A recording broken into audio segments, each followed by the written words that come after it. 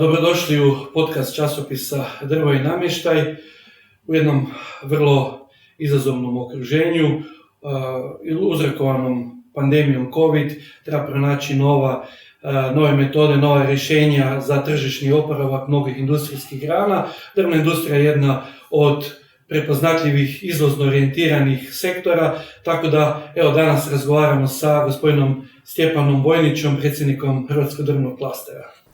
Dobar dan, hvala lijepa Marijane na pozivu i da možemo prokomentirati neke stvari koje će, vjerujem, interesirati naše kolege u industriji, a i laike, ako budu se interesirati. Uvodno možemo reći da zapravo postoji jedan veliki šumski resurs koji je već godinama na raspolaganju Hrvatskoj drvnoj industriji. Imamo preko 250 godina iskustva, tradicije u šumarstvu i zajedno gledajući držimo kako će i ove nove promjene na političkoj sceni, taj kontinuitet podrške Vlade Republike dobro doći i ovom sektoru. No ja predlažem da prije toga čujemo što kažu naši uvaženi predstavnici sektora, kako oni vide trenutno neka od sektorskih pitanja.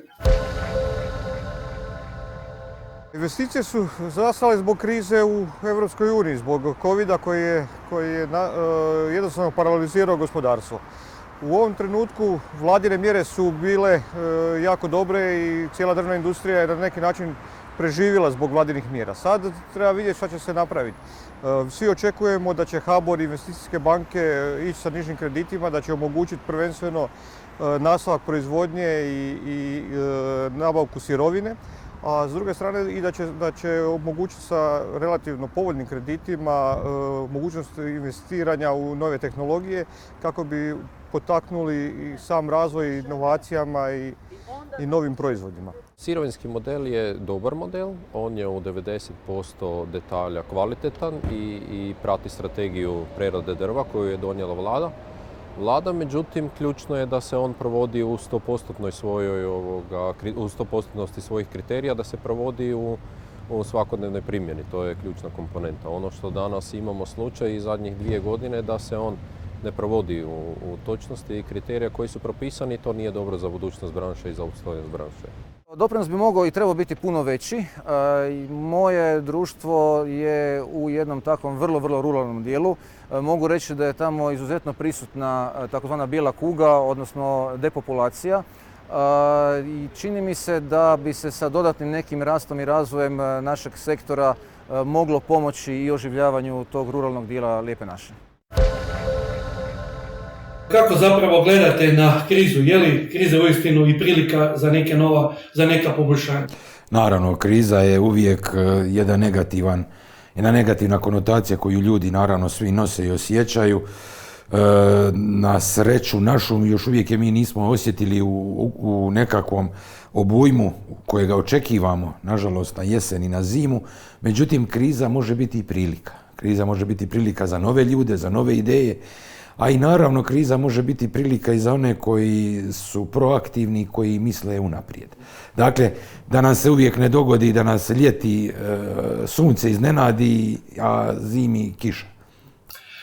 Hoćemo li samo ukratko i vašu grupaciju koju vi pripadate, radi se o jednoj svjetski etabliranoj tehnološkoj grupaciji sa sjedištem u Švedskoj, kako zapravo vi vidite potencijal brendiranja hrvatskog drva i veće korištenje R&D-a? Tako je, dakle, neke stvari u Hrvatskoj su zapuštene, odnosno paradigma je zadana i svi nekako s time se slažu, a to je da je brendiranje nemoguće, da je brendiranje skupo. Naime, u Republici Hrvatskoj imamo jako mali broj finalnih proizvođača koji pod svojim brendom prodavaju proizvode pa i usluge u inozemstvu. Tu možemo zapravo reći da se radi u namještajcima, da se radi o brendu prostorija. Ostalima postoje još neki sramežljivi pokušaj, međutim, naravno, ja bi tu istaknuo našu grupaciju Bjelin, koja svoje podove u Europi i u svijetu prodava pod našim brendom, gdje u isto vrijeme promoviramo i Hrvatsku i Slavoniju, slavonski hrast.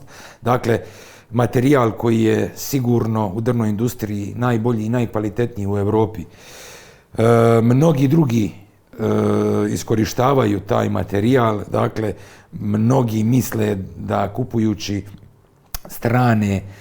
strane proizvode, podove, namještaj, bačve, oni misle da kupuju francuski hrast, da kupuju španjolski hrast, da kupuju talijanski hrast ili njemački hrast. Možda, ali u jako maloj mjeri. A u puno većoj mjeri oni kupuju hrvatski hrast o kojemu nitko ništa ne zna. Dakle, to je prilika i ova kriza bi trebala biti prilika da ujedinimo resurse, kako državne, tako i privatne. To bi bila nekakva vrsta javno-privatnog partnerstva u promociji prvenstveno Hrvatske kao zemlje hrasta, najboljega hrasta u Europi, Hrvatske zemlje ozbiljnih proizvođača, namještaja, podova, pa ako ćemo pričati i o dizajnerskom namještaju također. Dakle, Hrvatska nudi jako puno, a jako malo smo toga iskoristili. Male stvari čine veliku razliku. Dakle, samo da ujedinimo tu nekakvu gospodarsku diplomaciju kroz Hrvatsku turističku zajednicu, kroz HGK, kroz Ministarstvo vanjskih poslova, kroz Ministarstvo gospodarstva, uz sinergiju sa Hrvatskim drvnim klasterom, sa privatnim inicijativama, jako puno se može napraviti uz ne tolika ogromna ulaganja kao što neki misle da je potrebno. Što je sa javnom nabavom? Može li država kao javni naručitelj? Apsolutno. Dakle, država i u svojoj regulaciji, puno puta se mi tu pozivamo kao ne možemo nešto zbog Europske unije, zbog Svjetske trgovačke organizacije, zbog nekih ugovora koje smo mi potpisali. Tu ima dijela istine. Međutim, najveći dio toga mi možemo sami kontrolirati, regulirati, kao što to rade i velike države, Francuska, Njemačka. Spomenuli ste gospodarsku diplomaciju, znači država u nekim u svom djelokrugu može znatno pomoći i kroz javnu nabavu i gospodarsku diplomaciju. Kroz zakonske akte i prijedloge, primjerice Hrvatska, ne znam koliko je to poznato u javnosti, jedna od najvećih proizvođača peleta u Europi. Dakle, mi imamo proizvodnju od blizu 400.000 tona peleta godišnje. Mi 94-5% izvozimo na vanjska tržišta. Zašto ne bi napravili win-win poziciju gdje će država donijeti zakon da sve buduće škole, vrtići, bilo koje ustanove koje subvencionira, financira ili je osnivač država ili županija ili grad, općina, mora imati instalirana eko sustave grijanja. Mi ne mora to biti primarno nužno pelet. Može biti solarni paneli, solarni sustavi i tako dalje. Međutim, siguran sam da će u 90% izbora biti pelet, pogotovo u kontinentalnoj Hrvatskoj. Kakva je situacija na ruralnim područjima? Evo, vi imate i tvornice u različitim dijelovima Hrvatske. Ima li radne snage i kakva je situacija? Dakle, radne snage ima. Radne snage ima, samo je pitanje tko će platiti radnu snagu. Radnu snagu će platiti onaj tko će proizvesti dodanu vrijednost. Onaj tko ne oplemenjuje proizvod, ko ne dava dodatnu vrijednost, on ne može platiti svoga radnika i tu se vrtimo u krug. Dakle, inicijativa mora ići, već si spomenuo R&D, inicijativa mora ići prema R&D-u, inicijativa mora ići prema investiranju u nove tehnologije, jer samo to će nam dati preduvjete da možemo napraviti jedan iskorak u proizvodnji dodane vrijednosti. Ali ne samo dodane, nego će nam to dati i ekstra dodanu vrijednost koju ćemo onda moći isfinancirati i veće plaće, i promociju, i brendiranje, i sve skupa. Dakle, postoje jako puno primjera u Europi kako se to radi. Ne treba izmišljati toplu vodu, ali treba početi raditi. Što se događa sa COVID krizom, odnosno koliko je COVID utjecao na te paradigme na svjetskom tržištu drva, drvnih proizvoda, namještaja, parketa? Jesu li stvari iste ili su iz temelja izmijenjene? Stvari nisu iz temelja izmijenjene, međutim postoje dva plana COVID-a. Plan A i plan B. Plan A je lockdown. To smo prošli svi, to je prošla cijela Europa. Lockdown je potpuno druga priča, to je potpuno druga igra. Tu su u pitanju granice, tu je u pitanju transport, tu se dovodi u pitanje uopće opstanak biznisa. kako organizirati biznis ako kupci ne mogu kupiti proizvode, ako se proizvode koje bi kupci htjeli kupiti ne mogu dostaviti i ako onaj koji bi trebao dostaviti ne može proizvesti. Dakle, to je opcija A koja je najgora opcija, vidjeli smo kako to izgleda i imamo nekakav konsenzus na razini cijele Europske unije, pa mislim da će biti vrlo brzo i to je svjetski konsenzus da se više lockdowne neće ići. Imamo plan B, to je ono što zovu novo normalno. To novo normalno je da stvari manje više u 90% funkcioniraju. Funkcionira nabava, funkcionira proizvodnja, funkcionira dostava. Sve to funkcionira samo u jednom drugom okruženju, jednoj drugoj, ajmo reći, poslovnoj prilici. Ta poslovna druga prilika je naravno internet. Dakle, treba se više ulagati i u prezentaciju i u prodaju kroz kanale na internetu. Vidim, bilježimo veliki porast Tako je, online trgovine. Međutim, to je najveći porast online trgovine, male kućne potrepštine, IT oprema, dakle neke stvari koje je lako prezentirati. I lako donijeti odluku. I lako donijeti odluku jer ne koštaju puno. Jeli? Međutim, u našoj drvno-prerađivačkoj industriji, u industriji furnira, namještaja, parketa i svega skupa, je puno teže prezentacijski to napraviti na internetu. To su trajnija dobra u koje ljudi ne ulažu na mjesečnoj bazi ili na tjednoj ili dnevnoj bazi, nego možda 2 ili 3 puta u životu. Sada, kako animirati ljude da ljude, prvenstveno mislim na naše kompanije, da se više okrenemo takvoj jednoj vrsti trgovine, mislim u nas će to ići jako teško jer nismo dosegli taj stupanj razvoja tehnološki i brendacijski da bi tako nešto mogli raditi. Spomenuo sam prostoriju, oni to rade vrlo jednostavno, vrlo lijepo i drugi namještajci to dobro rade, međutim oni drugi ostaju unutar granica Hrvatske ili prostora bivše Jugoslavije. Možemo li samo u nekoliko rečenica odnos primarne, finalne industrije, proizvodnje ploča, proizvodnje parketa, gdje je naša budućnost? Kako vi vidite budućnost hrvatske drvne industrije? Definitivno, budućnost hrvatske drvne industrije je naravno u finalu, u to se svi zaklinju i o to svi promoviraju i o temu svi pričaju, međutim, evo, mi znamo koji smo u sektoru da se to baš tako i ne događa. Dakle, jako teško je mijenjati ili da rečem, starog konja uči nove trikove. To ide jako teško. Mlađe generacije koje dolazi, koji će dolaziti, dakle oni su više svjesniji i više su okrenuti nekakvim high-tech proizvodima. Dakle, ja ipak smatram i nadam se, međutim, nadam se da ćemo ići prema finalizaciji sa dodanom vrijednošću. Međutim, to se ništa dogoditi neće bez subvencija i potpora države. Prvenstveno mislim u kreditne linije. Sad vidimo kako, evo, jučer je bio podatak da smo do sad uložili 11 milijardi kuna da nas je toliko koštao COVID, jel?